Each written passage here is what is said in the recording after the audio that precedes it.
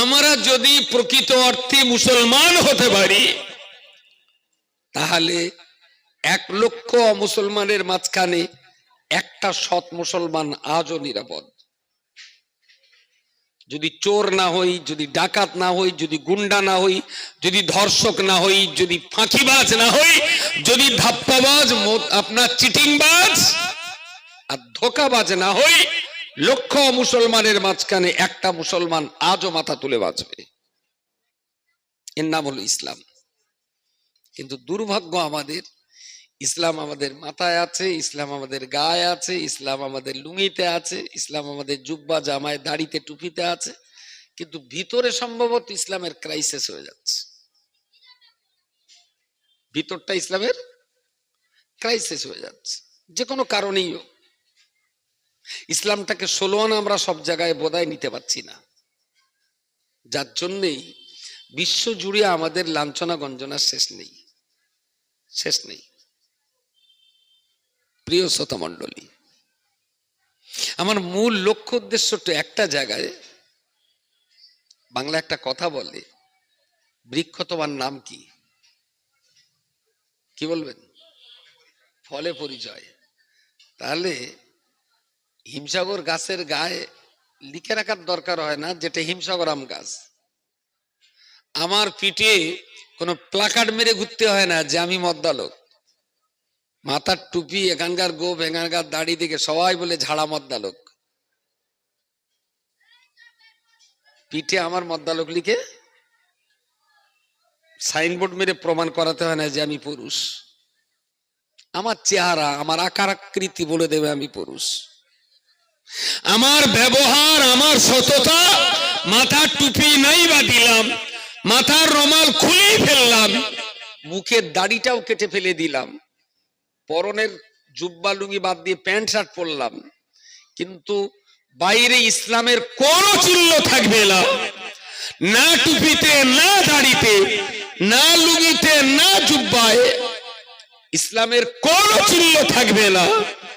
আমার ব্যবহারে, আমার কথায়, আমার সততায়, আমার আচারে, আমার কর্মকাণ্ডে লোকে বুঝে নেবে যে এই লোকটা মুসলিম, দ্যাট ইজ মুসলিম।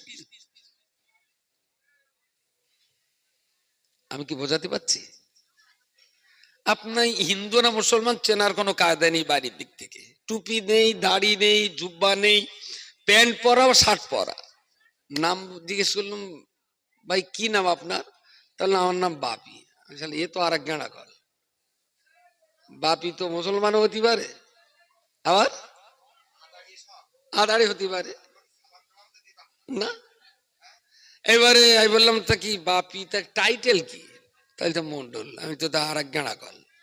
মন্ডল তো মুসলমানেরও আছে, বলেন, হিন্দুদেরও আছে। আমি বাড়ি কোন জায়গায়? তা বললো ওই কেওটসার ওই ওই ওই পাড়াটায়। আমি ও পাড়ায় তো হিন্দু আছে, মুসলমানও আছে। আমি বলছি, বাইরের চেহারা দেখি ইসলামের কোনো গন্ধ নেই।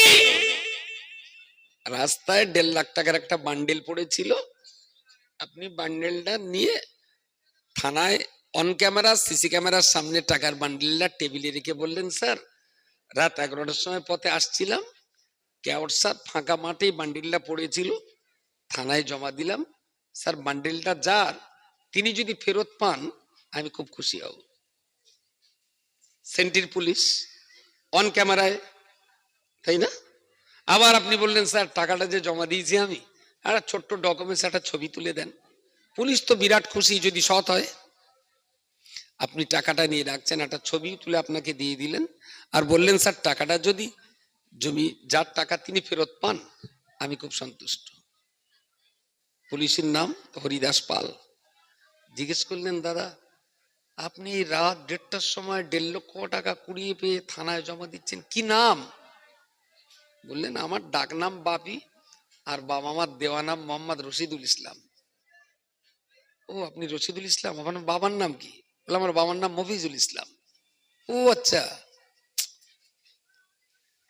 হিন্দু পুলিশটাকে রাত 2 ঘন্টা ধরে শুই পড়ে ভাবতে হবে যে নাম মুসলিম, এরই নাম মুসলিম।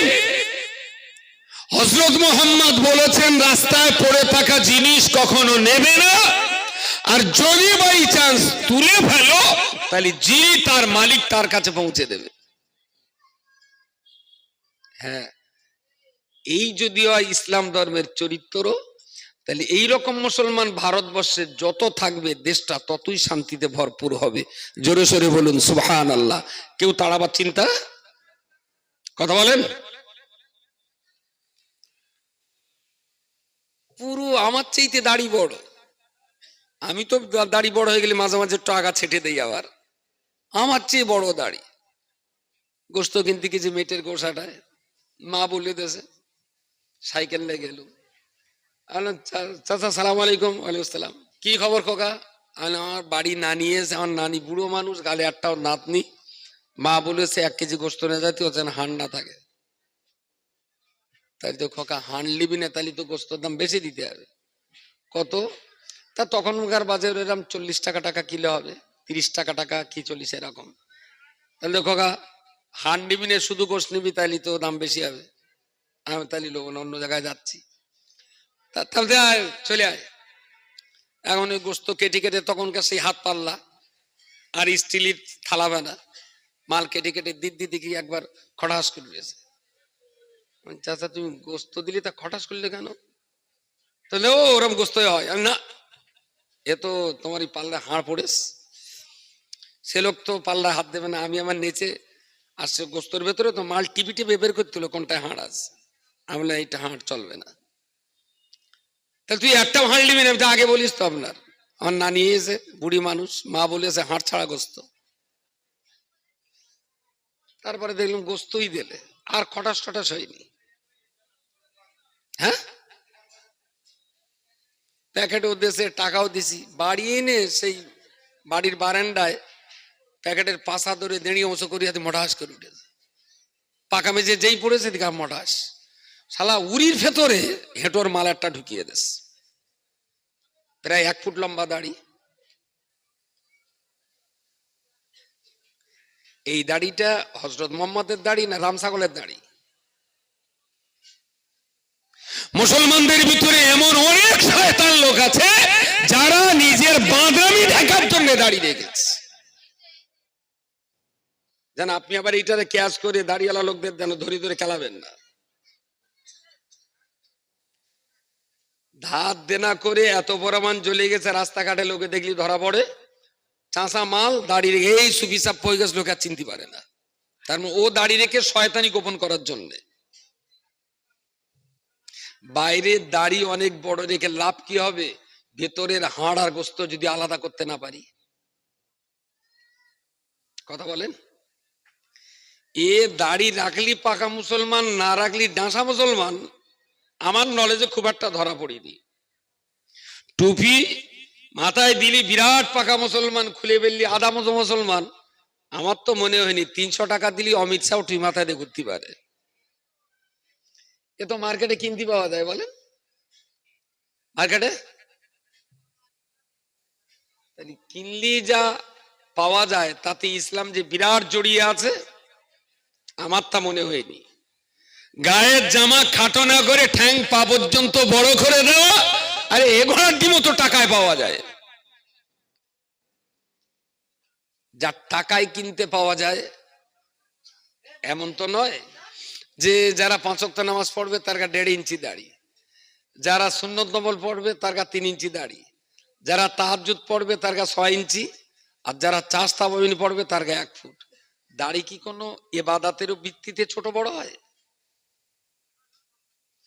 বিশাল আল্লাহওয়ালা লোক 8টা-10টা দাড়ি, পাক্কা গাঁজাখোর, বিরাট ঝাপটানো দাড়ি।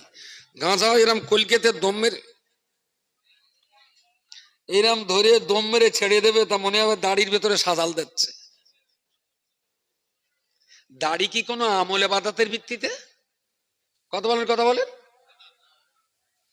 1 ওয়াক্ত নামাজ পড়েন, এত বড় বড় দাড়ি, আবার বাকায়দা 5 ওয়াক্ত নামাজি, সে 1 ইঞ্চি থেকে আর বড় হয় না, কাটে না, এমনি ওই রকম ছোট ছোট দাড়ি। সুতরাং দাড়িটা কোনো আমল ইবাদত আর যোগ্যতার ভিত্তিতে না। টুপিও কোনো আমল ইবাদত যোগ্যতার ভিত্তিতে নয়, জুব্বা জামাও যোগ্যতার ভিত্তিতে নয়। টাকা থাকলেই জামা বড় করা যায়, বড় জামা করলেই যদি বড় আলেম হয়, তাহলে পৃথিবীর সবচেয়ে বড় আলেম হলো দর্জি। কারণ বড় বড় আলেম তোরাই তৈরি করে, বড় জামা দর্জিরা করে। আমি বলছি কি, বাইরের ইসলামের এই বিরাট সাইনবোর্ড আর সিম্বল দেখে লাভ কি হবে, ভিতরটা যদি ঠিক ইসলামের জায়গা না পায়। আমার আখলাকে যদি ইসলামের বহিঃপ্রকাশ না ঘটে, আমার চরিত্রে যদি রাসূলুল্লাহর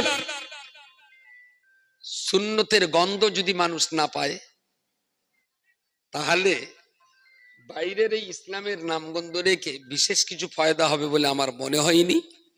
আমাদের ভারতবর্ষের মতো জায়গায় আমার মনে হয়েছে আমাদেরকে আরো খুব বেশি করে পাকা মুসলমানের পরিচয় দিতে হবে। বোমা দিয়ে, পাইপ গান দিয়ে, পিস্তল দিয়ে আর কামান গোলা বারুদ দিয়ে মুসলমানরা কোনো কালই পৃথিবীতে মাথা উঁচু করতে পারেনি। মুসলমানের মাথা উঁচু হয়েছে ইজ্জতের জোরে, সততার জোরে, নিষ্ঠার জোরে, মানবতার জোরে। আজকে সেই জিনিসটাই সম্ভবত আমরা বোধহয় ধীরে ধীরে ধীরে ধীরে হারিয়ে ফেলছি। আর যত হারিয়ে ফেলছি, ততই আমরা বেইজ্জতির গাড্ডায় নাকানি চোমানি খাচ্ছি, তত বেশি আমরা লাঞ্ছনার অবমাননার শিকার হচ্ছি।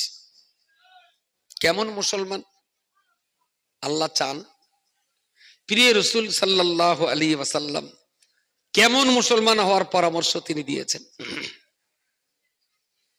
প্রিয় নবী মুহাম্মদুর রাসূলুল্লাহ সাল্লাল্লাহু আলাইহি ওয়াসাল্লাম সম্পর্কে আমার আল্লাহ পাক কোরআনের ভিতরে বলেছে, লাকাদ কানা লাকুম ফি রাসূলিল্লাহি, হে পৃথিবীর মানব জাতি, যদি তোমরা মনে করো দুনিয়াতে তোমরা ভালো মানুষ তৈরি হবে, দুনিয়াতে আদর্শবান ব্যবসায়ী তৈরি হবে, এই দুনিয়ার জীবনে তুমি অত্যন্ত সৎ মানুষ তৈরি হবে, আমি আল্লাহ তোমাদিগের জন্য বলছি, লাকাদ কানা লাকুম, তোমাদিগের জন্য রয়েছে ফি রাসূলিল্লাহি, তোমাদের নবী মুহাম্মদুর রাসূলুল্লাহর ভিতরে উসওয়াতুন হাসানা, সবচেয়ে সৎ এবং উত্তম আদর্শ।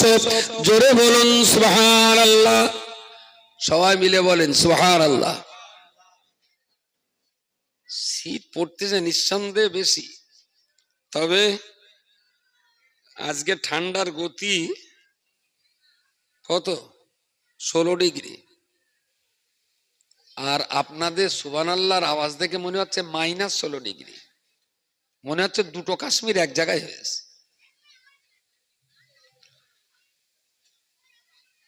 সুবহানাল্লাহ যেভাবে বলছেন, শীত বলো ওই রকম না। একটু সবাই মিলে বলেন সুবহানাল্লাহ। বেশ, লাকাদ কানা লাকুম ফি রাসূলিল্লাহি উসওয়াতুন হাসানা, উসওয়াতুন হাসানা। এই কথা বলছে বাচ্চাগুলো যেন একটা হাফলেডিস মানা ভাব, একটার দেখা আওয়াজ। এটা ঠিক মেয়ে না বাচ্চা পানা মেয়ে জানো। কোচিরা যারা আছো ভিতরে কথা বলো না, মায়েরা চুপচাপই আছে, কিছু খুচরো মেয়ে জুটে গেছে, ওরাই দুটা একটু কথাবার্তা বলছে। যে সমস্ত ছোট ছোট মা ভিতরে আছো, কেউ কথা বলো না, শোনা, চুপচাপ বস, তুমি কথা বললে আমার ডিস্টার্ব হবে। আল্লাহ বললেন তোমাদের জন্য উত্তম আদর্শ আর নৈতিক চরিত্র রয়েছে তোমাদের নবীর ভিতরে, নবীর কাছ থেকে তোমরা সেটা গ্রহণ করো। আচ্ছা, বাড়িতে ধরুন জামাই এসেছে, আপনার এক্ষুনি বাজার করতে হবে 6-5 মাছ আর 6-5 দই আর 6-5 রসগোল্লা। জামাইটার হঠাৎ এসে যত্ন করতে হবে। তার ছেলেটা দিলেন পাঠিয়ে, ছেলে কেওসা বাজারে গিয়ে বিল্ডার্সের দোকানে যেয়ে বললো আমার 500 গ্রাম মাছ দাও। জি, আচ্ছা, এরকম হুঁশো কারোর ছেলে আছে মাছ কিনতে বিল্ডার্সে যায়? কথা বলেন। বাবা বলেছিল 500 দই আর 500 রসগোল্লা এনো। সোনার দোকানে গিয়ে বললো কাকা 500 দই আর 500 রসগোল্লা দাও দিন। 500 শুনেই তো স্বর্ণকারের মাথায় বাস পড়েছে। 500 গ্রাম তার মানে সোনা? বলছে কাকা সোনা না, দই আর রসগোল্লা। জন্তু তুমি আমার কাছে কেন? আচ্ছা, এরকম কোনো পাগলা আছে কেওসা গ্রামে যে দই রসগোল্লা কেনার জন্য সোনার দোকানে যায়? কথা বলেন। তাহলে যেখানে যা বিক্রি হয় মানুষ কেনাকাটা করার জন্য উপযুক্ত সেখানেই যায়। এ পর্যন্ত আমার চোখে পড়িনি যে কেউ স্যাকরার দোকানে গিয়ে বলেছে আমার একটু চুল কেটে দাও, আর কেউ নাপ্তির কাছে গিয়ে বলেছে আমার ইসমাইলি কুমারের একটা লুঙ্গি দাও। যেটা যেখানে পাওয়া যায় লোকে সেইটা সেখানেই যায়। মিষ্টির দোকানে যেয়ে বলে আমার 1 কেজি দই দাও, মাছের দোকানে যে জিজ্ঞেস করে তেলাপুই মাছ কত করে কিলো, সোনার দোকানে গিয়ে জিজ্ঞেস করে এবার চেনের রেট কত যাচ্ছে, সোনার রেট গ্রাম কত করে, বিল্ডার্সের দোকানে গিয়ে বলে বরাকরের বালি 1 ফুট কত। আপনি একটা ভালো মানুষ তৈরি হওয়ার ইচ্ছা, যে আমি একটা সুন্দর ভালো মানুষ তৈরি হব, যে মনুষ্যত্বে মিথ্যা থাকবে না, যে মনুষ্যত্বের ভিতরে প্রতারণা থাকবে না, যে মানব জীবনের ভিতরে ঠকানো থাকবে না, যে মানব জীবনের ভিতরে কোনো হিংসা বিদ্বেষ থাকবে না। আমি এরকম একটা মানুষ তৈরি হতে যাই। কার দোকানে যাবেন? স্যাকরার দোকান না মাছের দোকান? হ্যাঁ, হয়তো তো মুখের কাছে এসে গেছে, বলে ফেললি হয়ে যাবে। কোন দোকানের খরিদ্দার আপনি? প্রিয় নবী মুহাম্মদুর রাসূলুল্লাহ সাল্লাল্লাহু আলাইহি ওয়াসাল্লামের কাছ থেকে আপনার মানবতার শিক্ষা নিতে হবে। আমি কি জানতে পারি হুজুর মোটামুটি আমাদের এই কেওসা পাকা ইন্দিরা গ্রামে কত পরিবার মুসলিমের বাস? মোটামুটি 200 গ্রামে একটা মসজিদ। বাহ, আমাদের এই পাকা ইন্দিরা কেওসা পাকা ইন্দিরা মহল্লাতে কম বেশি 200 পরিবার আছে, আলহামদুলিল্লাহ। এই এলাকার লোক বক্তা ধরে আবার ঠেঙায় ঠেঙায় না তো? হ্যাঁ, অনেক এলাকা আছে বক্তা ধরে উল্টো পাল্টা গুলি ঠেঙিয়ে দেয়। এদিকে কোনো বক্তা মারপিট করার রিপোর্ট নিত? হ্যাঁ, তাহলে সেলাইরাজদের ধরি এক চান্স। হ্যাঁ, ওর ডাল ডান্সদের ধরে না ঠিক পোষাচ্ছে না, আর ডাইরেক্ট সেলাইরাজদের ধরি, তাতে নাট কেটে বেরো। আচ্ছা, এই 200 পরিবারের ভিতরে চুটকি, শেখর, গুটকা, দিলবাগ, মুসাফির, শান্তি, 200 পরিবারের ভিতরে এই সমস্ত জিনিস পাওয়া যাবে না এরকম বাড়ি করা? সব বাড়ি বেশ। খৈনি, বিড়ি, গাঁজা মানে ছোট কলকা আর কি, এই 3টে কত বাড়ি মোটামুটি 200-র ভেতরে? যেহেতু খৈনি রয়েছে ওর সঙ্গে আবার। হ্যাঁ, খৈনি। আচ্ছা, 200 মুসলিম পরিবারে সব বাড়িতেই যদি গুটকা পাওয়া যায়, হাফ বাড়িতে যদি খৈনি পাওয়া যায়, এই মুসলিমদের 200 পরিবারের ভিতরে কটা বাড়ি হযরত মুহাম্মদের জীবনী আছে? 200 মুসলমানের বাড়ির ভিতরে নবীকে চেনা জানার জন্য নবী পাকের জীবনী বই, সিরত ইবনে হিশাম, দালাইলুন নবুওয়াত, শাওয়াহিদুন নবুওয়াত, আর রাহিকুল মাখতুম, মোহরাঙ্কিত স্বর্গীয় সুদা, বিশ্ব নবী, জগৎগুরু মোহাম্মদ, এই ধরনের 85 খানা কিতাব আছে নবীকে চেনার জন্য, নবীকে জানার জন্য। 85 রকমের কিতাব আছে, যে কোনো একটা কিতাব থাকলেই হবে। 200 পরিবারের ভিতরে কত বাড়িতে আছে তাড়াতাড়ি বলেন? 50টা বাড়ি? 50টা বাড়িতে নেই। একজন বলেছেন 50টাতেও নেই, তো কটায় আছে একটু ডাইরেক্ট বললি হয়তো। এই মাঠে সব আমার জমি না বলে একটু দাগ নম্বর বললি ভালো হয়, যে কোন কোন দাগে আপনার জমি। কটা বাড়ি থাকতে পারে? আনুমানিক 30। আর কারো কিছু বলার আছে? হ্যাঁ, হুজুরে বলেছেন গোটা 30 বাড়ি থাকতে পারে। তাহলে 30টা বাড়ির লোক কলমা পড়ুক লা ইলাহা ইল্লাল্লাহ মুহাম্মাদুর রাসূলুল্লাহ, আর বাকি 170টা বাড়ি কলমা পড়ুক লা ইলাহা ইল্লাল্লাহ শেখরু রাসূলুল্লাহ। গুটখাও রসুল্লাহ, শান্তি চুটকিও রসুল্লাহ। তোর বাড়ির শেখর গুটকা চুটকি পাওয়া যায়, মুসাফিরির মতন গুটকা পাওয়া যায়, তোর বাড়ি নবীর বই পাওয়া যায় না। তুই মোহাম্মদের উম্মত না গুটকার উম্মত?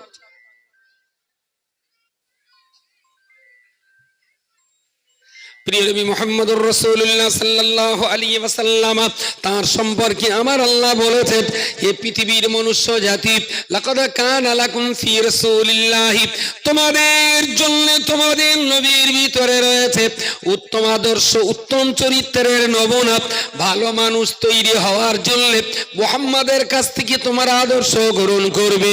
মিষ্টির জন্য মিষ্টির দোকান, সোনার চেনের জন্য স্বর্ণকার, জামা কাপড়ের জন্য বস্ত্রালয়, চুল কাটার জন্য নাপির দোকান, ঘর বাড়ি বাঁধার জন্য বিল্ডার্সের দোকান, এগুলো যদি আমরা অত্যন্ত ভালো বুঝি, তাহলে এটাও তো আমাদের ভালো বোঝার প্রয়োজন যে ভালো মানুষ তৈরি হওয়ার জন্য মুহাম্মদুর রাসূলুল্লাহ সাল্লাল্লাহু আলাইহি ওয়াসাল্লামের দোকানের খরিদ্দার হওয়া ছাড়া আমি তো কখনো ভালো মানুষ তৈরি হতে পারি না। এ ব্যাপারে কোনো সাধনা, কোনো আরাধনা, কোনো চেষ্টা আমার জানা মতে দেশের মসজিদ বলেন আর মন্দির বলেন, গির্জা বলেন আর চার্চ বলেন, সবচেয়ে বেশি দেবতা থাকে নাপির দোকানে। বড় বড় ফিল্ম স্টার দেবতা সব দেয়ালের গায়ে নাপির দোকানে থাকে। এসেই বললো, এই কেরাম ছাড় দিবি? বললো, ওই হরিপদ দালাল, ও এরম ছাড় দাও। দিলে এদিক ওদিক কেটে এখানটা পানির নালা পানা করে দিলে, এখানটা পটল কাটা পিলি পানা করে দিলে। হরিপদ দালাল মার্কা চুল কাটা। কচ্ছি তুমি কেরাম কাটপা? বললে, আমার ওই খানের যে নাম আছে, কয়সিটার বললুম না, ওইরাম দে দাও। দে দিলে এদিকে গুঁড়ো গুঁড়ো, মাথার দিকে ছোট, এখানে আবার ঝেপটে মেরে দিলে মনে হয় যেন ঘূর্ণিঝড়ে খানিটা কেটে বেরিয়ে গেছে। শালা মুসলমানের এক পিস বাচ্চা যে নাপির দোকানে গিয়ে বললো না, ও কাকা কাকা, হজরত মোহাম্মদ যেরকম চুল কাটতেন আমার চুলটা একটু এরকম কেটে দাও। তবে আপনার কোচিও মুসলিম, আর কোচির বাপও মুসলিম, কোম্পানিও মুসলিম। এরা কার অনুসরণ করছে? ছোট বয়সে ঈদের আগের দিন আব্বা জামা কাপড় কিনতেন, সব সংসারের মতো আমারও গরিবের সংসার। দেখা গেল পায়জামা একটা নাল ফোড়, সে ছুটো টেনে বের করে দিয়েছি, একটা চাল গলে যাবে একটুখানি ফাঁকা, উইনে কান্না। কি ব্যাপার? নতুন জামা ছেঁড়া বেরিয়ে গেছে, আমি পরে কালিতে যাব না। বাবা সেই কান্নার ঠেলায় রাত্রি গিয়ে বাদুড়িয়াতে আবার সেই পায়জামা পাল্টে দেয়। ছোট বয়সে জামা কাপড় ছেঁড়া থাকলে আমরা কানতাম, আর এখনকার বুড়ো কচিরা প্যান্ট পাশার হেঁটো ছেঁড়া না থাকলে কেঁদে পড়ে যাবে। পাশার কাছে হেঁটোর কাছে কি খবর? এই প্যান্ট নতুন কেনা না পুরনো কেনা? বলি, প্যান্ট নতুন কেনা না পুরনো কেনা? তোমারও প্যান্ট নতুন কেনা না পুরনো কেনা? পুরনো কেনা, টাকা কম দিলে তাই পুরনো প্যান্ট দিয়েছে। পাটি চালাক খুব, ও বুঝে সুঝি বলেছে পুণ্য, তার মানে ওর রোতের কাছে ছেঁড়া আস। আমি তো পাতায় চড়ি, আরো সিঁড়ি সিঁড়ি চড়ে, আমার ওপরের জিনিস। তুই বড় হয়ে ভোটে দাঁড়াবি, এই দেখাই বড় হয়ে ভোটে দাঁড়াবি, তুই জিততে পারবি? ছেলে পিলের মায় না প্যানের ছেঁড়া দিতে হবে।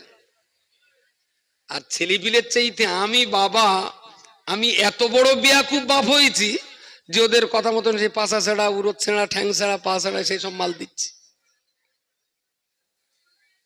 ইসলামের কোনো গন্ধ আছে বলে মনে হয়? ঈদ যেটা হয়, কিসের ঈদ? ও ঘোড়ার ডিম আমার থেকে মাথায় ঢোকে না। ঈদের দিনে বিকেল 4টের দিকে একবার থানায় যেয়ে দেখবেন যে পুরো থানায় ঈদ হচ্ছে। চোখে সুরমা, কানে আতর, গালের দাঁতের ফাঁকে এখনো সকালে লাচ্চার এক একটা দানা আছে, সাদা জামা, সাদা পায়জামা পরে থানায় ধরা পড়লো। কি ব্যাপার? না, বরতলে বসে গাঁজা খাচ্ছিল তাই ধরে নিয়েছি। ঈদি সুরমা কাজল তখনও গায়ের থেকে মুছে যায়নি। মুসলমান প্রিয় শ্রোতা মণ্ডলী, আমি আপনাকে বলতে চাইছি নবী মুহাম্মদুর রাসূলুল্লাহ সাল্লাল্লাহু আলাইহি ওয়াসাল্লামকে সাহাবী জিজ্ঞেস করলেন, ইয়া রাসূলুল্লাহ লিমা বুইস্তা ইয়া রাসূলুল্লাহ, কেন আপনাকে দুনিয়ার জমিনে পাঠানো হয়েছে, কেন দুনিয়াতে আপনি এসেছেন? নবী আমার জবাব দিয়ে বললেন, বুইস্তু মুআল্লিমান, আল্লাহ পাক রব্বুল আলামিন तमाम দুনিয়ার মানুষ সব সমস্ত প্রাণী জগতের জন্য আমি মুহাম্মদকে আল্লাহ মাস্টার করে तमाम দুনিয়ার প্রাণী জগতের কাছে আমাকে মাস্টার করে পাঠানো হয়েছে। জোরে বলুন সুবহানাল্লাহ। নবী যদি মাস্টার হন তাহলে গোটা দুনিয়ার বিশ্বজানের যত মানুষ আমরা তো রাসূলুল্লাহ ছাত্র, তিনি আমাদের মাস্টার, আমরা হলাম তার ছাত্র। তবে যারা নবীকে মাস্টার হিসেবে মানতে চায় না আমরা তো তাদেরকে বলি অমুসলিম। আর আপনি যদি নিজেকে মুসলমান বলে পরিচয় দিতে চান তাহলে জগৎ জোড়া আপনি তো একটা মাস্টারের ছাত্র, তিনি তো মুহাম্মদুর রাসূলুল্লাহ। আপনি কি ধরনের ছাত্র যে আপনার মাস্টারের ইতিহাস আপনার বাড়িতে পাওয়া যায় না? ছাত্র যদি মাস্টার না চেনে, ছাত্র যদি মাস্টার না বোঝে, ছাত্র যদি মাস্টারকে উপলব্ধি করতে না পারে তাহলে সে ছাত্র কখনো মাস্টারের যোগ্য ছাত্র না। আল্লাহ লাখো শুকরিয়া আমাদের উপরে, আমরা আল্লাহর জন্য শুকর আদার করছি, আল্লাহ লাখো কোটি রহমত আমাদের উপরে। আমরা মুহাম্মদ ইবনে আব্দুল্লাহকে শিক্ষক হিসাবে মেনে নিয়েছি। যারা কলমা পড়িনি তারা তো নবীকে মানতে পারিনি। বলেছে হযরত মুহাম্মদ ভালো লোক, তিনি একজন জগৎজয়ী লোক, অনেক কিছু বলেছে, কিন্তু নবী বলে তারা বিশ্বাস করেনি, কলমা পড়েনি। গালি দেয় না, তবে নবী বলে মানেন না। তাছাড়া তার ধর্মের ব্যাপার, আমি তো জোর করে কাউকে মানাতে বাধ্য করতে পারি না। কিন্তু আমরা যারা একত্ববাদের কলমায় বিশ্বাসী, আমরা তো এককভাবে বিশ্বাস করেছি, আশহাদু আল্লা ইলাহা ইল্লাল্লাহ ওয়াহদাহু লা শারীকা লাহু ওয়া আশহাদু আন্না মুহাম্মাদান আবদুহু ওয়া রাসূলুহু। আমি সাক্ষ্য দিচ্ছি আল্লাহ এক এবং অদ্বিতীয়, তার সমকক্ষ কেহ নেই। ওয়া আশহাদু আন্না মুহাম্মাদান, আমি আরো সাক্ষ্য দিচ্ছি যে হযরত মুহাম্মদ সাল্লাল্লাহু আলাইহি ওয়াসাল্লাম আল্লাহ পাকের বান্দা এবং রাসূল। বাড়িতে কারোর কি চটে শুতে হয় এখন? এরম গরিব কেউ আছে? আচ্ছা, বাড়ি ভাত খাওয়ার সময় যদি গিন্নি এরম চট বিছকে ভাত দেয়, কি হতে পারে? মোটামুটি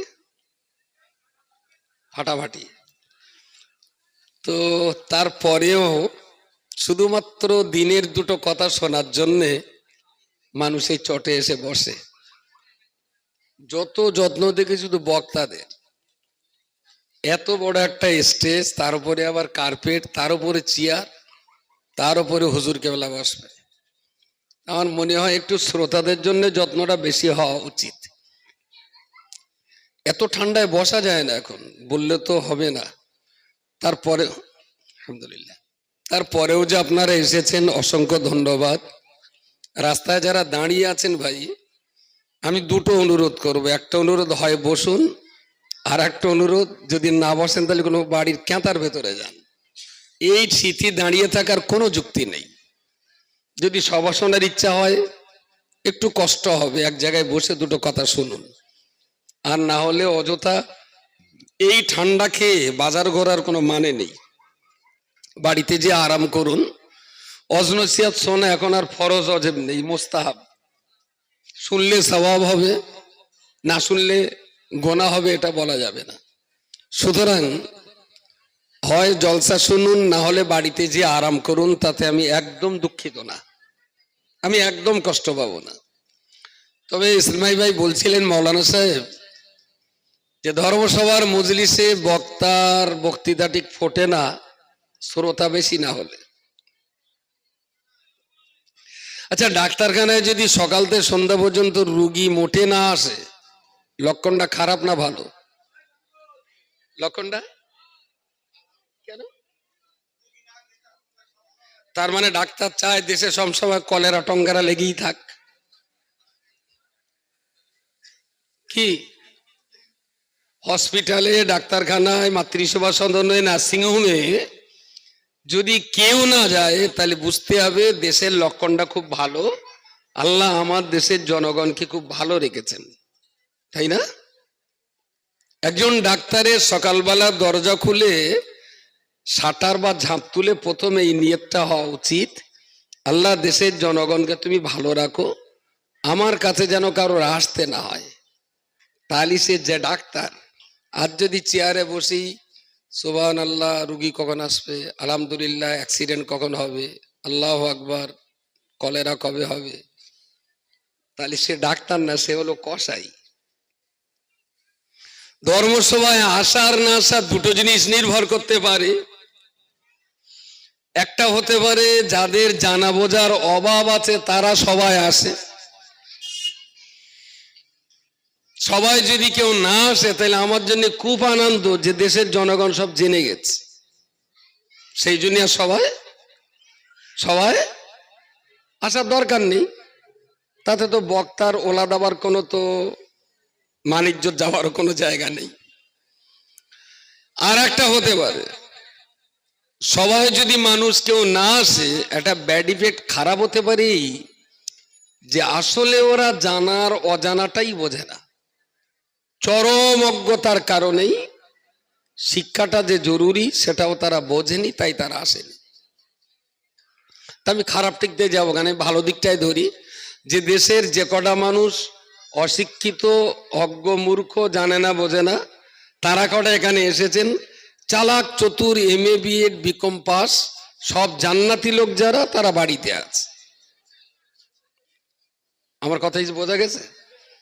পাপী বদমাইশ গুলো সবাই এসেছে একটু জেনে বুঝে তওবাতিল্লাহ পড়বে, আর যাদের মোটে পাপ নেই, নিষ্পাপ, বেগানা, মাসুম, আর জান্নাতের সার্টিফিকেট ওদের হাতে এসেই গেছে, তারা বাড়িতে আছে। আলহামদুলিল্লাহ, খুব আরাম করেই থাকুন, তাতে আমার কোনো দুঃখ নেই, আফসোস নেই। অনুরোধ করছি সভা কমিটির যারা দায়িত্বশীল ভাইয়েরা রয়েছেন, কিছু বাচ্চা কাচ্চা একটু চিৎকার চেঁচামেচি করছে, ওরা ছেলে মানুষ তো, ওরা বোঝে না সবার গুরুত্ব, ওরা তো এখনো বোঝবার মতন সময় তাদের হয়নি। তবে এই একটা খুচরো পয়সা দেখছি ওর দাদুর সঙ্গে আছে, বেচারা খুব শান্তশিষ্ট হয়ে আছে। ওই একটা খুচরো পয়সা বোধহয় আব্বার সঙ্গে আছে। আব্বা আপনি বেশ, এই একটা আছে শিখিয়ালদি মতন, কটা আছে খুচরো, ওই একটা আছে, 4টে 5টা 6টা কচি আছে, খুব ঠান্ডা এখানে বসে আছে। যে কচিগুলো চিৎকার, এই কচি 3টে নিয়ে ভেতরে ঢোক, ওই ভিতরে আয়, মনে ঠান্ডা লাগছে, ভিতরে বসো। ওই যে কোনো একটা দাদুর কোলে বসে যাবি, বলা না কওয়া না, ওদের একটু কোলে নেন, কেউ একটু কোলে নেন। কচি গাছা যার আশপাশে আছে, হয় ওদের আমার মজলিসি দেন, না হলে শুইয়ে দেন, যেন চিৎকার চেঁচামেচি না করে। আমি যে কথাগুলো আপনাদেরকে বলবো, যদিও আমার বাড়ি বাদুড়িয়া থানায়, আপনারাও বাদুড়িয়া থানায়, কেওসার বইকারার মাঝপথ দিয়ে দূরত্ব কত হতে পারে, 10-12 কিলোমিটার হবে বোধহয়, ওই রকম হবে। LMS হাই স্কুল থেকে আমার বাড়ি 1 কিলোমিটার দূর, কিন্তু আসা যাওয়া কম হওয়ার কারণে আপনাদের কালচার সম্পর্কে আমার খুব ভালো জানা বোঝা নেই। তবে যেহেতু বাদুড়িয়া থানা, মোটামুটি প্রায় একই রকম কালচার, সামান্য কিছু হয়তো আমি ফিরে বলি, আপনি হয়তো অন্যটা কিছু বলেন। বাসন্তীর দিকে ফিরের কি বলে জানা আছে? তাহলে আর বলে লাভ নেই। এইরকম কিছু কালচারের একটু আপ ডাউন থাকে, হাতান্তর একটু পরিবর্তন হয় ভাষা ভিত্তির। তো আমি যে বিষয়টা নিয়ে কথা বলবো, যে আমরা যারা ইসলাম ধর্ম অবলম্বী মানুষ, জলসাটার নাম কি? ঘড়িতে তো ঘন্টা খেয়ে ফেলেছে। দিনই বোধহয় চেতনা, দিনই চেতনামূলক মহতি জলসা। মহতি জলসাটা কি লেডিস না পুরুষ? বলি জলসা এটা কি লেডিস জলসা না পুরুষ জলসা? লেডিস জলসা বলেন। মহতি মানে আমি ঠিক জানি না, ভাষা তত্ত্ববিদ আমি না। তো মহান বা মহতি মনে হয়েছে আমার, পুরুষ হলে বোধহয় মহান হয় আর স্ত্রী হলে বোধহয় মহতি হয়। যাই হোক, দিনই চেতনামূলক। আচ্ছা, পশ্চিমবঙ্গে দিন ইসলাম এসেছে কত বছর হতে পারে মোটামুটি? মোটামুটি না, একটু কম হবে, 1400 বছর। প্রিয় রাসূল সাল্লাল্লাহু আলাইহি ওয়াসাল্লাম ইসলামের বার্তা দিয়েছিলেন, সেটা মদিনাতুল মুনাওয়ারা বা মক্কা মুকাররমাতে, ওইটার বয়স 1400 বছর। আমাদের ভারতবর্ষে ইসলাম এসেছে কিছু কম বেশি 1300 বছরের মতো। রাসূলুল্লাহর হায়াতে জিন্দেগি শেষ প্রান্তের দিকে মোটামুটি আমাদের ভারত ইসলাম পৌঁছায় ব্যবসায়িক সূত্রে। সৌদি আরবের মানুষ ওখানকার খাজুর, গম আমাদের ইন্ডিয়াতে এক্সপোর্ট করতেন। আবার ইন্ডিয়া থেকে কিছু খাবার দাবার বা জামা কাপড় ইত্যাদি সৌদিতে এক্সপোর্ট হতো তখনকার নদীপথে। ওই ব্যবসায়ী সূত্রে সৌদি আরবের মুসলমানরা সর্বপ্রথম ভারতবর্ষের কেরালাতে আসে ব্যবসা করতে। আর এই ব্যবসায়ী সূত্রে মুসলমানদের সততা, নিষ্ঠা, আদর্শ, দায়িত্ব, দায়বদ্ধতা, এই সৎ ব্যবহার দেখে সৌদি আরবের মুসলমান ভারতে ইসলাম প্রচার করতে আসেনি, ভুল কথা। তারা এসেছিলেন ব্যবসা করতে। এখানে মাল বিক্রি করে এখানকার মাল কিনে আবার সৌদিতে তারা চলে যেত। কিন্তু মানুষের যে আমানতদারি, মানুষের যে সততা, মানুষের যে নিষ্ঠা, এই সততা, আদর্শ আর আমানত দেখে তারা বলল যে ভাই, তুমি আরবের খেজুর এনে এখানে বিক্রি করো, এতদিন তোমার কাছ থেকে খেজুর কিনছি, কোনোদিন খেজুরের বস্তার দিকে আর ভিতরের দিকে দুরকম খেজুর পাইনি। ইন্নানিল্লাহ বলবেন না সুবহানাল্লাহ বলবেন? আমার বলে দিতে হবে না, এবার নিজেরা পড়বেন। 70 বছরের মানুষ বয়সেও যদি ফিডার গালে তুলে দিতে হয়, আমার গলায় দড়ি দিয়ে মরা ভালো। একটু নিজেরা বলবেন। হ্যাঁ, লা হাওলা, সুবহানাল্লাহ, আলহামদুলিল্লাহ, যখন যেখানে যে শ্বাসটা দেওয়ার দরকার একটু নিজেরা দিয়ে নেবেন, তাহলে আমার একটু কষ্ট কম হবে আর সময়টা বাঁচবে। বললো মুখেও যে খেজুর, বস্তার ভিতরেও সেই খেজুর। আমাদের কেওসা বাজারে যখন বেগুনির ঝুড়িতে খুব সাইজ আলা নোড়া নোড়া বেগুনগুলো ওপরে, আর ভিতরে আঁটি আঁটি চিটেল মাল সব ভিতরে। আচ্ছা, এই এই এই দোকানদারটা কি 16 আনা মুসলমান? বললেই তো বলবেন মুখের কাছে একটু মুখপাত ভালো না দিলে খরিদ্দার ঝোঁকে না, তাই না? মুখপাত ভালো না দিলে খরিদ্দার লাগে না। আচ্ছা, যাদের বাড়িতে একটু ডিপ কালারের মেয়ে আছে, সেই বাপের বলে চিন্তা খুব। মেয়ে সন্তান বাড়ি তো পোষা যাবে না, বিয়ে তো দিতে হবে, কিন্তু সমাজ তো এখন সাদায় বিশ্বাসী। আর আমরাও বলেছি তাই, আগে দৃশ্যধারী, পরে পরে গুণ বিচারী। আচ্ছা, দৃশ্যধারীটা বিরাট দেখে শুনতে সাদা, হাসা, লম্বা, একেবারে ইরানিদের মতো লম্বা লাক, নাইজেরিয়ানদের মতন কুচকুচে কালো চোখ, দারুণ সুন্দর দেখতে। বিয়ে করার পরে এইবারে খবরটা দেখা যাচ্ছে একটু মেটিয়ার সঙ্গে বৌমাটার যোগাযোগ আছে। মাটিয়া বোঝেন না? খুলে বলবো? বলি খুলে বলা লাগবে না তো?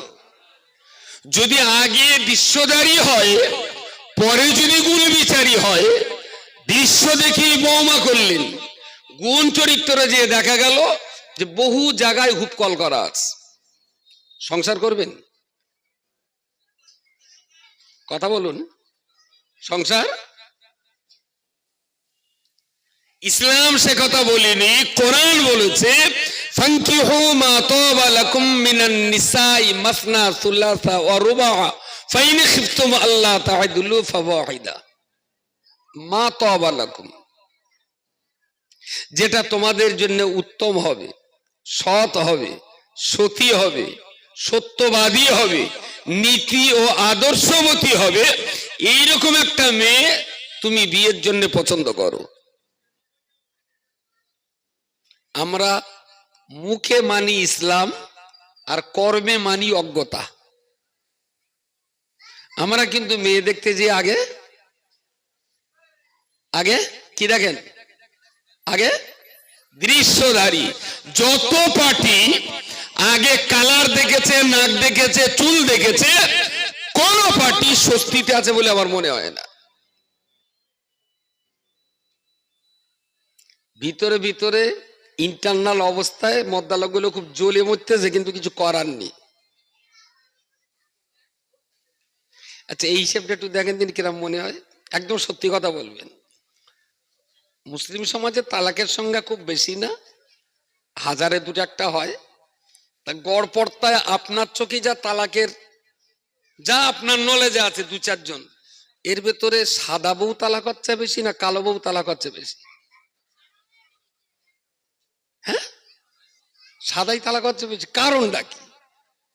মানুষের চাহিদা তো বেশি সাদার উপরে, তাহলে সাদা তো তালাক হওয়ার কথা না, বরং ডবল ডবল হবে। সাদা তালাক হওয়ার কারণ ওটা বলি, মাথা নিচু করেছ, কি বলেন দিন?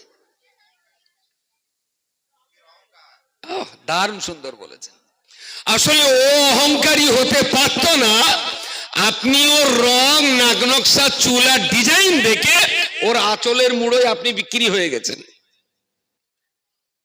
আর আপনি যখন বিক্রি হয়ে গেছে, ও তখন বুঝতে পেরেছে বুকে পা দিল শালা আমার ছেড়ে যেতে পারবে না, তখনই কিন্তু সে অহংকারী হয়ে গেছে। ইসলাম কখনো আগে রং, পদার, সৌন্দর্যের কথা বলিনি।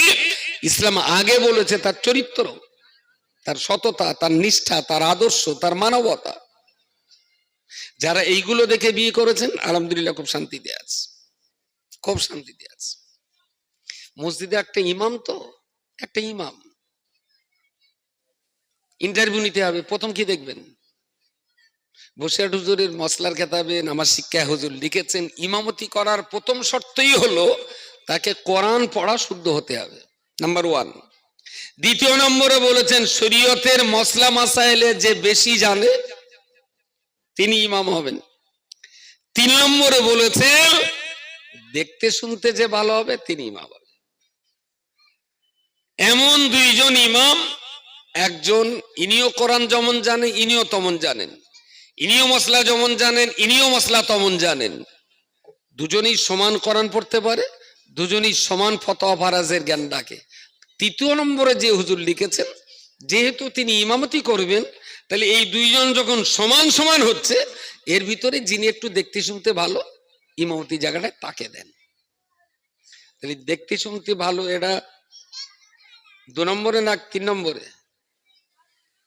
কথা বলেন। 3 নম্বরে। আপনি মেয়ে দেখার সময় আগে দেখুন তার সততা আছে কিনা, চরিত্র ঠিক আছে কিনা, জ্ঞানী কিনা, আপনার পরিবারের সঙ্গে তার কুফুর সমান বরাবর হবে কিনা, এইগুলো দেখে শুনে এইবার একটু রংটা দেখুন। না মেয়েটা তো বেশ মাশাআল্লাহ নামাজি, ভালো সততাও আছে, তার বাবা মাও খুব আদর্শবান আদর্শবতী, একটু রঙে চাপা। আচ্ছা ঠিক আছে, 1 সপ্তাহ দেখি এইরকম গুণবতী কোনো সাদা পাওয়া যায় কি। যদি গুণবতী সাদা না পাওয়া যায় তাহলে এইটারই নেব। আমি সাদা মেয়ে বিয়ে করতে একবারও খারাপ বলবো না, তবে গুণ চরিত্র আর আদর্শ বাদ দিয়ে যারা রঙের পিছনে ছুটেছেন তারা ঠকেছে। আমি আপনাকে বলতে চাইছিলাম আল্লাহ নবী মুহাম্মদুর রাসূলুল্লাহ সাল্লাল্লাহু আলাইহি ওয়াসাল্লাম হাদিস শরীফের ভিতরে বলেছেন মান গাসসানা ফালাইসা মিন্না। ও বাবা সাহাবী শোনো, যারা দেশের জনগণের সঙ্গে ধোঁকা দিয়েছে, যারা মানুষের জন্য ধোঁকাবাজি করেছেন, আমি মুহাম্মদ ইবনে আব্দুল্লাহ তাদের জন্য বলে দিলাম ধোঁকাবাজ কখনো আমি মুহাম্মাদের উম্মত হতে পারে না। ধোঁকাবাজ। মসজিদে আসরের নামাজ পড়ে রাসূলুল্লাহ মার্কেটে গেছেন। মার্কেটে যে বিভিন্ন মার্কেট ঘুরে ঘুরে দেখছেন দর দাম বাজার, তিনি তো ছিলেন এনফোর্সমেন্ট অফিসার, বাজার দর তিনি ঠিক করতেন।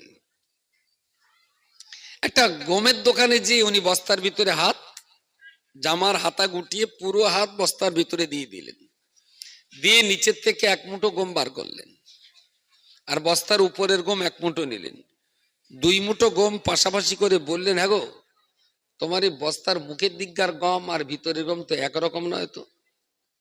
মুখের গমগুলো ফ্রেশ, ভিতরের গমগুলো এরকম পোকা লাগা, 2 নম্বরই।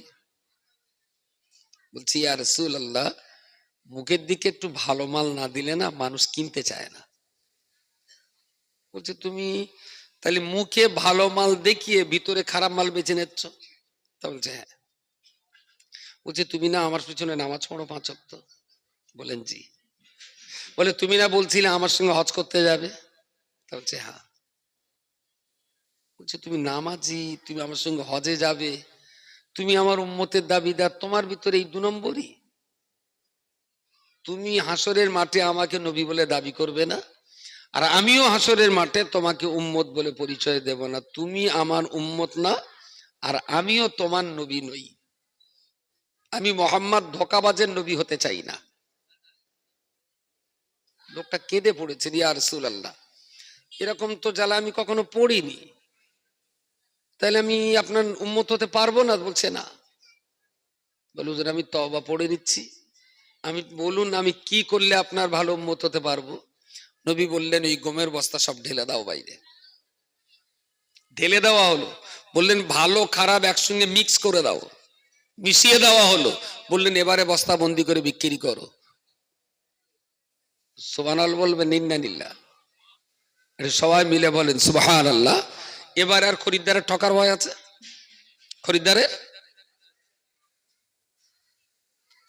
ভারতবর্ষে ইসলাম প্রথম শুরু হয়েছিল, কেউ কাউকে কলমা পড়তে বলেনি, কেউ কাউকে দিনের দাওয়াত দেয়নি।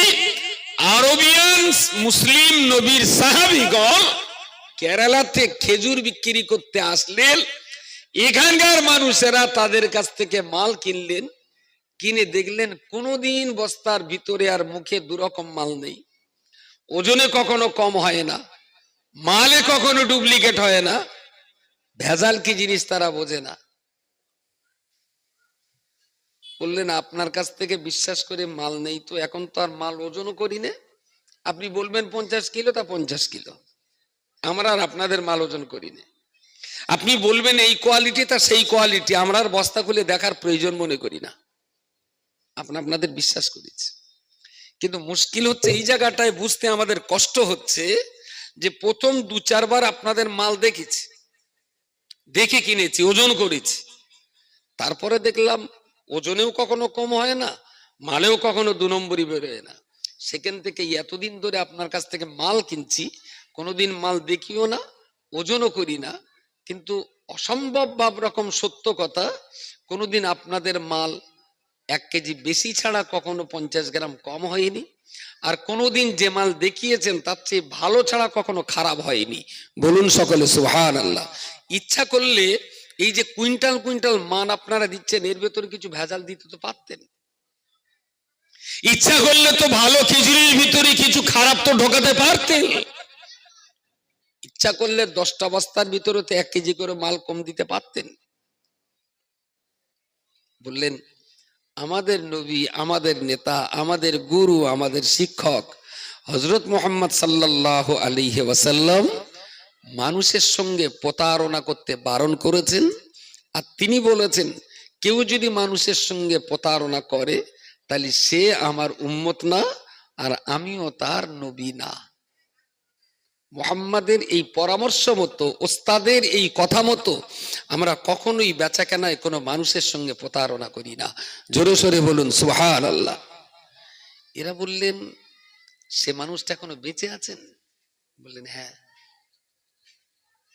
বলছে আমরা তার সাক্ষাৎ পেতে পারি? বলবেন যেতে তো অনেক সময় লাগবে, ততদিন তিনি বাঁচবেন কি মরবেন তা তো গ্যারান্টি নেই। রাজা চেরামান প্যারামান মুসলমানদের আদর্শে অনুপ্রাণিত হয়ে কেরালা ছেড়ে দিয়ে মদিনাতে গিয়েছিলেন নবীর সঙ্গে সাক্ষাৎ পাওয়ার জন্য। জোরে সোরে বলুন সুবহানাল্লাহ। ছোট বয়সে ক্লাস 2-3 ইতিহাসে কেউ পড়ে থাকতে পারেন চেরুমল পেরুমল, শোনাছে নাম কখনো? চেরুমল পেরুমলের ইতিহাস কেউ শোনেননি? জি, চেরুমল পেরুমল। পরে যে ইতিহাসের আরো বই ঘাটাঘুটি দেখলাম, চেরুমল পেরুমল না, ওনার আসল নাম ছিল চেরামান পেরামান। উনি গেলেন, উনি তখন কেরালা রাজ্যের, ভারতবর্ষ তখন টুকরো টুকরো ছিল, এই ভারতবর্ষ ছিল না, কত হাজার টুকরো টুকরো রাজ্যে বিভক্ত ছিল ভারতবর্ষ। উনি কেরালার রাজ্যের রাজা ছিলেন। উনি রাসূলুল্লাহর সঙ্গে সাক্ষাৎ করতে যে ইসলাম গ্রহণ করলেন, বলুন সকলে সুবহানাল্লাহ। এই যে কলমা শাহাদাতটা, এই যে কলমা শাহাদাত যেটা পড়ে ইসলাম কবুল করতে হয়, এই কলমা শাহাদাত যদি 200 পরিবার হয়, তাহলে ছেলে আর মেয়ে নারী পুরুষ মিলিয়ে যদি হিসাব করি, গড়ে এক একটা পরিবারে যদি আমি 4 জন করে ধরি, তাহলে 200 পরিবারে 4 দুগুণ 800 মানুষ আছে সাবালক। প্রত্যেক 100 যদি নাবালক বাদ দেই, তাহলে 700 সাবালক আছে। এই 700 সাবালক নারী কিংবা পুরুষ কলমা শাহাদাত, আশহাদু আল্লা ইলাহা ইল্লাল্লাহ ওয়াহদাহু লা শারীকা লাহু ওয়া আশহাদু আন্না মুহাম্মাদান আবদুহু ওয়া রাসূলুহু, এই কলমাটা 700 মানুষের ভিতরে কজন পড়তে পারবে? মোটামুটি এটা বলে। হ্যাঁ, কতজন? বুঝতে পারলাম না। 100 জন পারবে। আর আগা কাটা কি 100 জনের আছে না সবার কেটেছে? ও কি চুলকুনিতে কেটেছে ওটা? যে লোক 65 কিলো দেও বই বাড়াতে পারে, 4 গ্রাম ওজনের এই আগার চামড়াটা বই বাড়াতে পারতো না? ও ফেদাটা কাটার দরকার কি ছিল? কোন হাজাম যদি বলতে পারে যে কলমা পড়ে খাতনা দেওয়াটা অমুক কেতাবে আছে, আমি সারা জীবন সেই হাজামের পেশাবের বাণী করবো,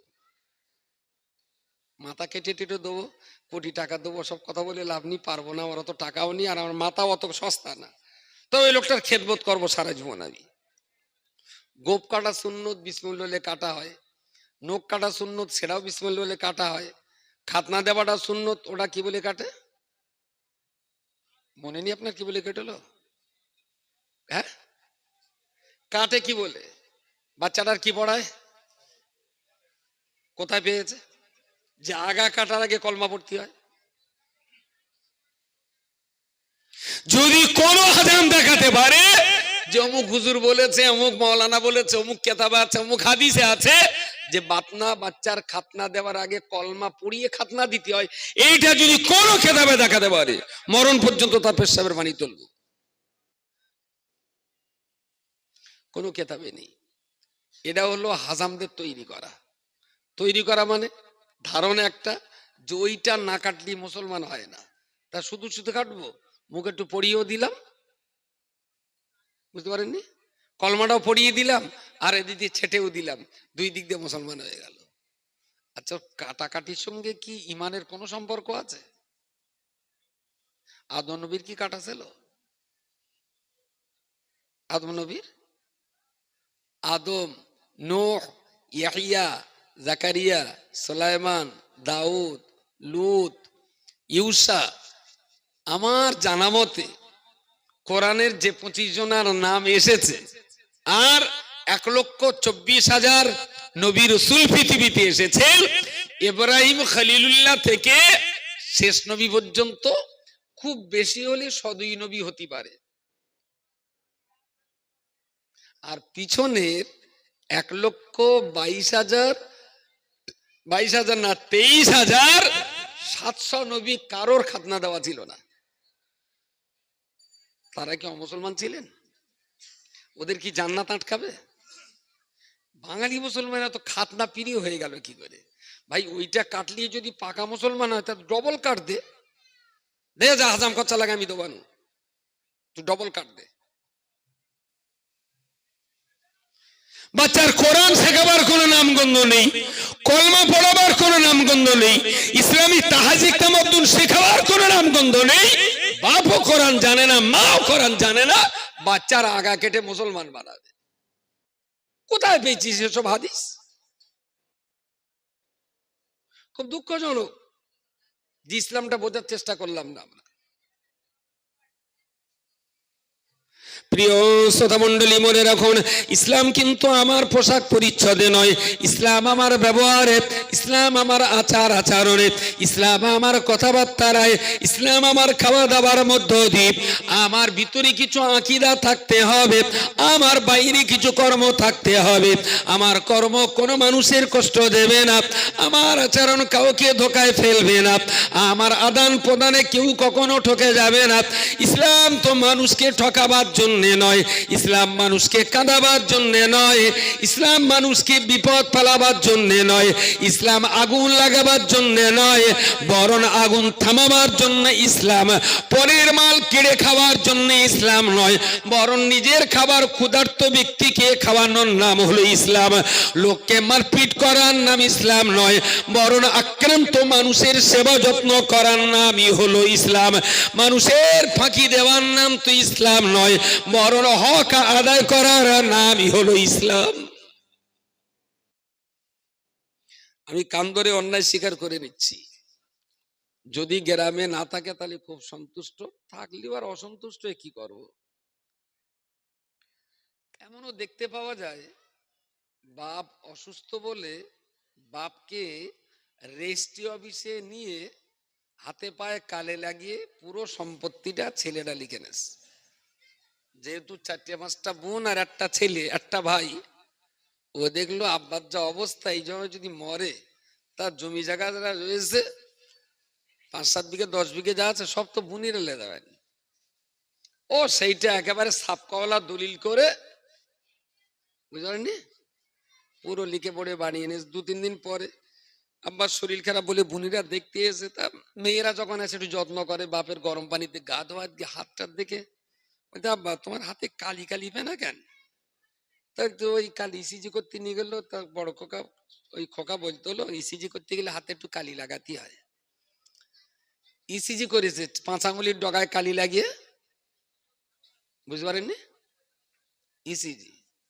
পরে গিয়ে খবর নিয়ে দেখা যাচ্ছে পুরো জমি বাপ ছেলের নামে সাপকাওয়ালা লিখে দিয়ে গেছে। আচ্ছা, এরম ফাঁকিবাজ ভাইটাই পাওয়া যায়? একটার দাগ একটার দাগ।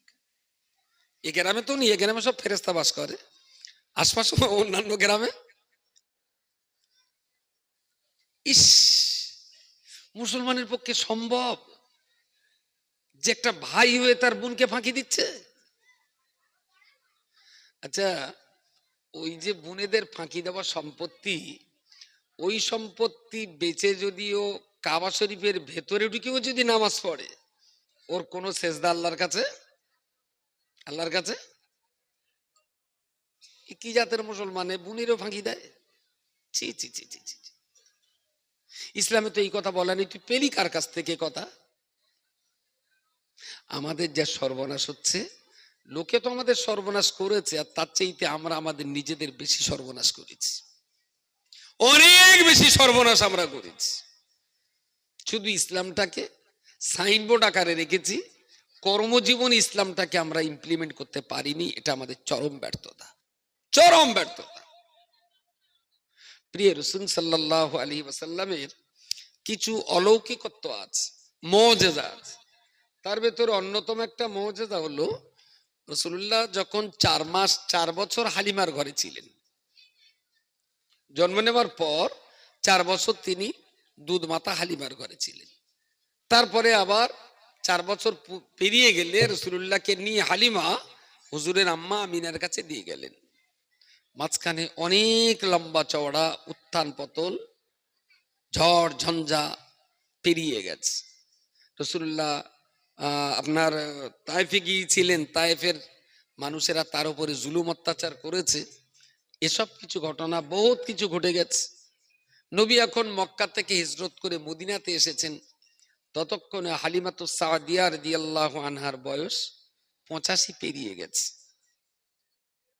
জীবনের শেষ প্রান্তে দাঁড়িয়ে হালিমার খুব ইচ্ছা হলো যে কচিটার সঙ্গে তো একবার দেখা করি।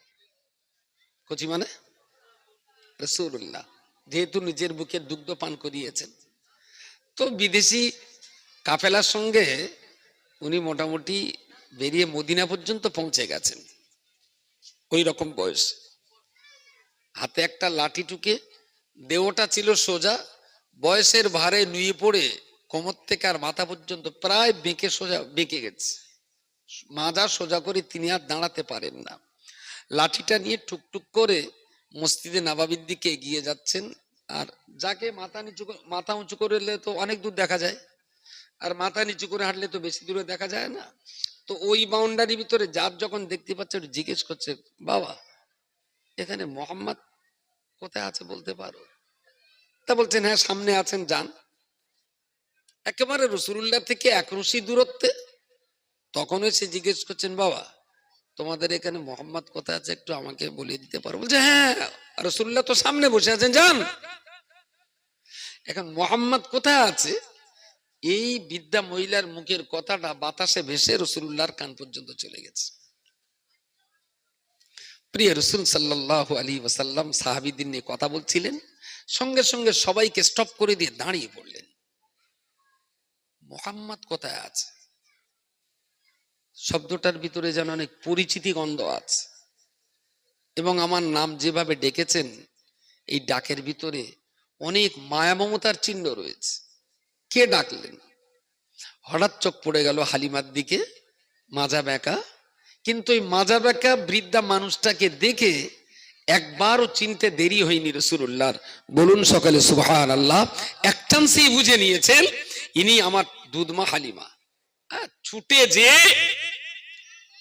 হালিমার পিঠের তলায় ডান হাত আর কোমর নিচু করে আর হাঁটুর উপরে আর একটা হাত দিয়ে পুরো আড়কলা করে হালিমাকে নিয়ে নিজের জায়গায় এসে দাঁড় করিয়ে দিয়ে সাহাবীদের বললেন, সবাই চলে যাও, আজকে আর কারোর সঙ্গে কথা হবে না।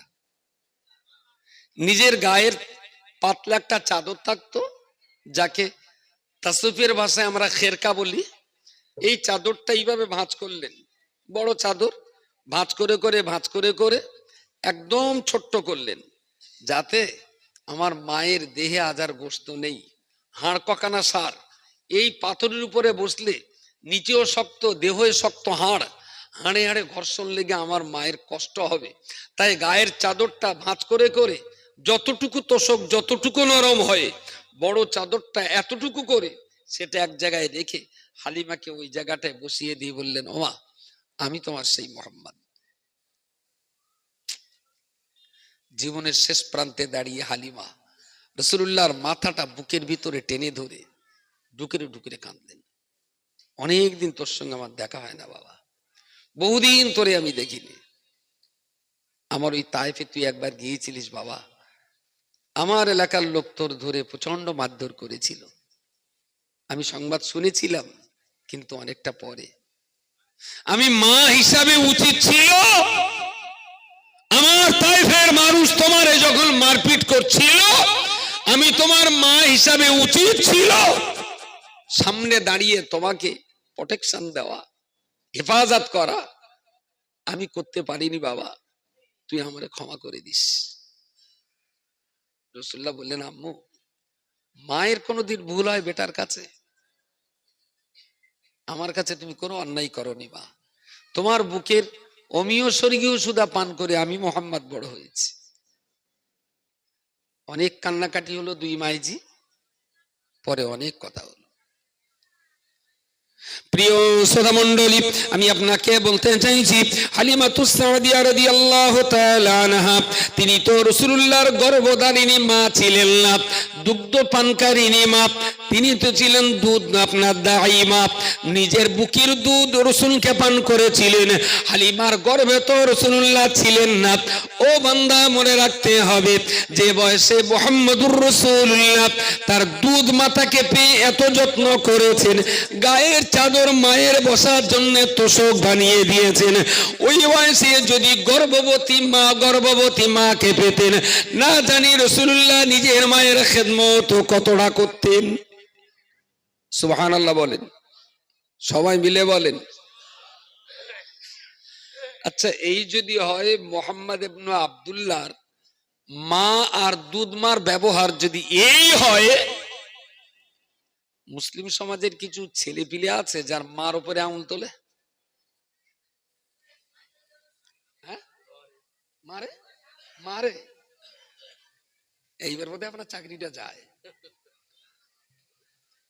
আমি বলছি মার উপরে আঙুল তোলার কথা, হুজুর বলছেন কখনো কখনো মাকে মারতেও পিছপা হয় না ছেলে পিলে।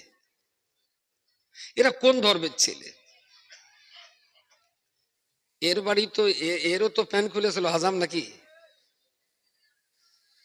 যে ছেলেটা তার মাকে মারছে, মাকে গালি দিচ্ছে, মার উপরে আঙুল তুলছে, হাজাম এসে এরও তো প্যান খুলেছিল। আগা কেটে কি লাভটা হয়েছে আমরা একটু বলবেন? হ্যাঁ হাজাম, হ্যাঁ হ্যাঁ, সেও পড়িয়েছে। হাজামের একটু ডেকে বলেন, ভাই তুই যা কেটেছিস, মার তো মারা বন্ধ কর, তুই আর একবার কেটে দে, তাতে 1 ইঞ্চি যায় যাবে। ছি ছি ছি ছি। যদি আমি স্বীকার করি মুহাম্মাদুর রাসূলুল্লাহ, আমি যদি স্বীকার করি মুহাম্মদ আল্লাহর নবী, তাহলে সেই মুহাম্মদ তার মায়ের সঙ্গে কি ব্যবহার করেছিলেন, আর আজকের দিনে আমাদের ছেলে মেয়েরা তারা তাদের বাপ মার সঙ্গে কি ব্যবহার করছে। ঘাটতি কোন জায়গায়? ঘাটতি একটাই জায়গায়, যে এরা শুধুমাত্র দেখা দেখি বাস আর লাগালাগি চাষ মুসলমান হয়েছে, ইসলামের কিচ্ছু জানে না। ইসলাম পড়িওনি, কেউ পড়ায়নি, জানেও না। মায়ের উপরে আঙুল তোলা, বিশ্বাস করুন শুধু আপনাদের চোখে না, আমারও চোখে পড়ে। আমিও তো বইকারায় বসবাস করি, অনেক ছেলেপিলিকে দেখেছি মার উপরে রাস করতে। আমি মারতে দেখিনি সরাসরি, তবে মাকে রাস করতে দেখেছি। তা খুব যখন অধৈর্য হয়ে একাধ সময় গিয়েছি সেই ছেলেপিদের কাছে, আমি শোন, তুই তোর মার সঙ্গে যা আচার ব্যবহার করতেছিস, যদি শরীয়তের লাগাম আর শিকল যদি আমার হাতে না থাকতো, তুই যে আঙুল তুলেছিস মার উপরে, আমার মনে হচ্ছিল তোর আঙুলটা কেটে দেই। এখনো পারিস তো আঙুলটা লাবা। মায়ের সামনে আঙুল তোলার ইখতিয়ার তোর দেওয়া হয়নি, তোর অধিকার নেই। তুই মার সামনে আঙুল তুলবি, তোকে এই অধিকার দেওয়া হয়নি যে তুই তোর মায়ের সামনে গলাবাজি করবি। যাক, বদমায়ের ছেলে অন্তত আমার কথাটা রেখে তারপরে আর ঝগড়াটা করলো না। কিন্তু সে যে ভালো হয়ে গেছে না, তা হয়নি। সেই দিনকার মতো আর এখন ওর মার বকার আগে খোঁজ নেয় আমি বাড়ি আছি কি, এরকম খবর আমার কাছে আছে। আমি বলছি ও তো ভালো হয়ে গেছে এখন, যে না ভাই সে ভালো হয়নি, ওর মার সঙ্গে ঝগড়া করার আগে দেখে নেয় আপনার গাড়ি আছে কি। যেদিন গাড়ি থাকে মার কিচ্ছু বলে না, আপনি চলে গেলে তারপর আবার ধরে। প্রিয় শ্রোতা মণ্ডলী, আল্লাহ কি বলেছেন? আল্লাহ পাকের নবী মুহাম্মদুর রাসূলুল্লাহ সাল্লাল্লাহু আলাইহি ওয়াসাল্লাম মা হালিমার সঙ্গে যখন কথোপকথন করছিলেন, ওই রকম একটা সময় নবী আমার মা হালিমা জিজ্ঞেস করলেন, ও বাবা মুহাম্মদ, তুমি যখন 4 বৎসর আমার ঘরে অবস্থান করছিলে, তার ভিতরে ওই 4 বৎসর থাকাকালীন বাচ্চা বয়সে যখন আমার বুকের দুগ্ধ তুমি পান করতে, আমি প্রায় লক্ষ্য করে দেখলাম আমার বুকের কখনো ডান ধারের স্তন, কখনো বাম ধারের স্তন, যখন যেটা বেশি দুধ মনে হতো সেই দিকটায় তোমাকে আমি খাইয়ে দিতাম। একটা বুকের দুধ তুমি পান করার পরেতে আমি যখন ঘুরিয়ে আর একটা বুকের দুধ খাওয়ার জন্য দেখাতাম, তুমি তো একই সঙ্গে কোনোদিন 2 স্তনের দুগ্ধ পান করনি বাবা। আমার বারবার মনে হতো মুহাম্মাদের কি পেট এতটাই ছোট, একটা স্তনের দুধ খেয়ে তার কি আর খিদে থাকে না? আমি বারবার চেষ্টা করতাম আমার 2টি স্তনের দুধ তোমার খাওয়াবার, কিন্তু কোনোদিন চেষ্টা করেও পারিনি। সেই ছোট বয়সের কথা তোমার কি মনে আছে? আমি তো তোমার মা, আমার মনে আছে। তুমি একসঙ্গে 2টো স্তনের দুধ খাওনি। যদি ডান দাঁতটা খেয়েছো তো বাম দাঁতটা খাওনি, যদি বামেরটা খেয়েছো তো ডান দাঁতটা খাওনি। এমন ঘটনা আমি বারবার ঘটেছে আমার জীবনে। রাসূল বললেন, আম্মু আসলে আপনার বুকে যে দুধ আল্লাহ দিয়েছেন ওই দুধটা অ্যাকচুয়াল আমার জন্য না, ওই দুধটা এসেছিল আপনার গর্ভজাতক আর একটা ছেলে, তার নাম আব্দুল্লাহ, আমার বয়স আর তার বয়স প্রায় একরকম। আব্দুল্লাহ আপনার পেটে ছিল, আব্দুল্লাহ আপনার গর্ভজাতক সন্তান। অ্যাকচুয়াল আপনার বুকের দুধটা ওটা হলো আব্দুল্লাহর বাজেটের দুধ, আর আমি মোহাম্মদ সেই দুধে ভাগ বসিয়েছি। তাই আমি যখন খেতাম, একটা বুকের দুধ পান করার পর আপনি শত চেষ্টা করলেও দ্বিতীয় স্তনের দুধটা আমি দুধ ভাই আব্দুল্লাহর জন্য রেখে দিতাম। সুবহানাল্লাহ, সুবহানাল্লাহ। দ্যাট ইজ মোহাম্মদ ইবনে আব্দুল্লাহ। মুসলমান তো তাকে রসুল বলে মেনেছে, মুসলমান তো তাকে হাবিবুল্লাহ বলে মেনেছে। তাহলে আমাদের মান্যবর যে নবী মায়ের কোলে বসে ভাইয়ের দুধের হক আদায় করেছেন, সেই মুহাম্মাদের উম্মত এত বড় চিটার হয় কি করে যে বাবার সম্পত্তি বোনের ফাঁকি দিয়ে সবটা লিখে নেয়? সালে এ তো অমিত শাহর উম্মত, এ তো দিলীপ ঘোষের উম্মত, এ কি করে মুহাম্মাদের উম্মত হতে পারে? দুর্ভাগ্য জাতির জন্য। এ জাতি ইসলাম পড়েনি, ইসলাম বোঝেনি, চেষ্টাও করিনি। তো দেখা দেখি চাষ লাগালাগি বা সবাই যখন কেটতেছে আমাদের একটু কাট, ও যখন দাঁড়িয়ে গেছে আমার একটু নারেলি বড্ড খারাপ দেখাচ্ছে, চল সবাই মসজিদে যাচ্ছে আমি একটু যাই। ইসলাম নিয়ে কোনো সাধনা, কোনো আরাধনা, কোনো চেষ্টা, কোনো গবেষণা কিচ্ছু নেই। আরে রাসূলুল্লাহ যদি মায়ের কোলে বসে ভাইয়ের দুধের হক বুঝে দিতে পারে, আর আমরা পরিণত বয়সে বাবার সম্পত্তি হক নষ্ট করছি বোনদের। ইস, কদিন এই মজা করবি রে ভাই? কদিন থাকবে তোর এই জমিদার আর মাতব্বরি? এই ফেবুকি কাঁটা কার কাছে রে? এটি কি চেঁচাড়িতে নাড়ি কাটে নাকি বলতে? আমাদের হওয়ার পথে বেলেট দিয়ে কাটে, শুনেছি চেঁচাড়িতে নাড়ি কাটলে নাকি গলায় একটু জোর হয়। শেষ কথা বলছি, আমারও সময় শেষ। প্রিয় রাসূল সাল্লাল্লাহু আলাইহি ওয়াসাল্লাম মায়ের কোলে বসে ভাইয়ের হক আদায় করেছেন। আমরা সেই মুসলিম হতে পারলে, আরে শান্তি কি টাকায়, গাড়িতে, বাড়িতে, জমিতে না জল করে? অন্তরের শান্তিটাই হলো বড় শান্তি। টাকার জোরে যদি শান্তি হতো তাহলে বড় লোকের বাড়ি বউ তালাক হতো না। টাকা দিয়ে যদি শান্তি পাওয়া যেত, বড় বড় ফিল্ম স্টাররা গলায় দড়ি দিয়ে আত্মহত্যা করে মরতো না। টাকার জোরেই যদি শান্তি পাওয়া যেত তাহলে এমএলএ হোস্টেল থেকে লাভ মেরে আর এমএলএ কে মরতে হতো না। সুতরাং শান্তি হলো আসল মানসিক শান্তি, আত্মার শান্তি। আর সেই শান্তি আসতে পারে যদি ইসলাম পূর্ণ মাত্রায় আমাদের ভিতরে বিরাজ করে, তাহলেই আমরা সেই শান্তি পেতে পারি। তাছাড়া কখনোই সেই শান্তি প্রকৃত অর্থে সম্ভবপর নয়।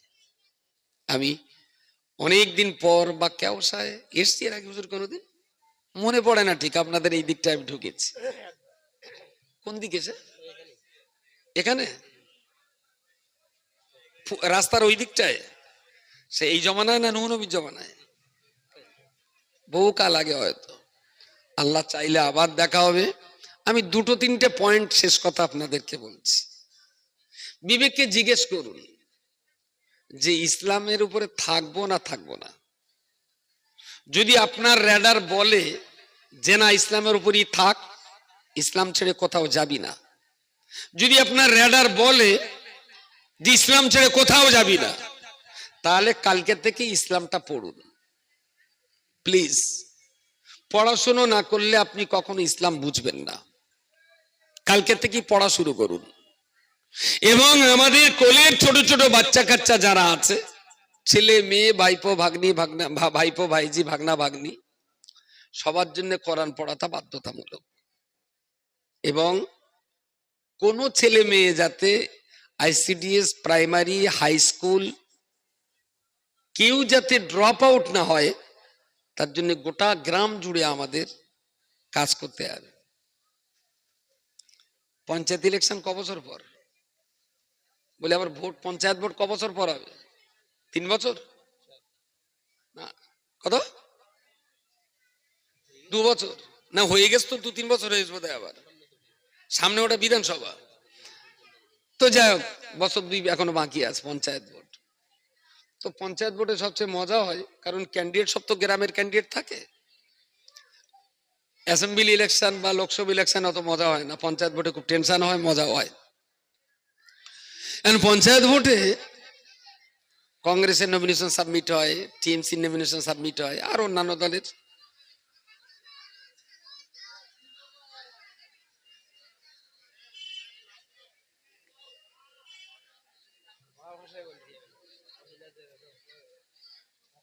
মায়েরা যারা আছেন, আমার মায়েরা যারা আছেন, প্লিজ, না আমি খুব দোষ দিতে পারছি না, কারণ বয়স্ক মহিলার আওয়াজ আমার গলায় খুব একটা আসছে না, যা আসছে খুচরো পয়সা, কিচিমিচি কিচিমিচি করতেছে। তা কি করবো, ওরাই বা কি করবে, গলা টিপে ধরবে? যে সমস্ত বাচ্চারা কথা বলছেন, একটু দেখুন যেভাবে হোক, আর যদি আপনার বাচ্চার আব্বা যদি দিক থাকে, ওইটা বাচ্চার আব্বার দায়িত্বে দিয়ে দেন। বাহ, একটু একটু নিরিবিলি হয়েছে, একটু প্লিজ আপনার চুপ করে থাকুন। কি বলছিলাম যেন কথাটা, ও ভোট, বাহ, পঞ্চায়েত ইলেকশন। তো প্রত্যেক দল নিজ নিজ লোকজন নমিনেশন সাবমিট করে, আর ওরা ভোটে জেতার জন্য একটা প্ল্যান তৈরি করে। আমিও সেই প্ল্যানের অন্যতম পার্টনার। ছোট বয়সে খুব রাজনীতি করেছি, তার মানে 4 পর্যন্ত। ওই যে দলের লোক মুড়ি চানাচুর দেবে, সেই দলের হয়ে প্রচার করে দিলাম। কংগ্রেসের লোক এসে বললে, আজ একটু গ্রাম মিছিল করতে হবে, আমার মুড়ি চানাচুর কতটা দেওয়া, হয়তো বললো 500 মুড়ি, 200 চানাচুর, পাকাটির মাথায় সেই পতাকা লাগিয়ে গোটা গ্রাম, বিরাট মিছিল হয়ে গেল। যাক, সেই সময় থেকে পলিটিক্সের একটু আধা অভিজ্ঞতা আমার আছে। ঘরে প্রথমে নমিনেশন সাবমিট করেছি, একটা ঘরে মিটিং হয়, টোটাল ভোট হয়তো 950, 4টে পাড়া। বসে এবার চিন্তা হলো, রশিদ বলে, এই যে বাবু, বলো তোমার পুকুর পাড়ার খবর কি? তাহলে পুকুর পাড়ায় তো 170টা ভোট, তা ও ভোট মোটামুটি আপনি পেয়ে যাবেন, খুব একটা টেনশন নেই। তাহলে আমি জিততে পারবো ওই পাড়ায়? তাহলে হ্যাঁ, ও পাড়ায় আপনি জিতে যাবেন। আচ্ছা গেল, মফিজুল তোমার মাঠ পাড়ার খবর কি? তাহলে কাকা, মাঠ পাড়াটা খুব বিপদ। তাহলে কেন? তাহলে ওরা যে বড় পুকুর ধার দিয়ে যায়, প্রত্যেক বছর এই পাড় ভাঙে। এবার কিন্তু এই পাড় তৈরি করে না দিলে ওরা ভোট দেবে না। তাহলে যদি পাড় তৈরি করে দেই, তাহলে যে ওখানে 40টা পার ভোট আপনি পেয়ে যাবেন। তাহলে তুই খুঁজলে কত টাকা? বললো এই 1020 টাকা হলে মোটামুটি পাড়টা বাঁধা হবে। 20,000 টাকা দিয়ে দিলে তুই পাড় বেঁধে দিবি, ভোটটা পাবো। বললো ওকে, গেল। এই বাপি, তোর মোড়ল পাড়ার খবর বল। তাহলে স্যার, ওটা শুধু পাড়া না, বলো মোড়ল পাড়া। ওদের ভোট নিতে গেলে আপনার মোড়লি ওদের হাতে ছেড়ে দিতে হবে।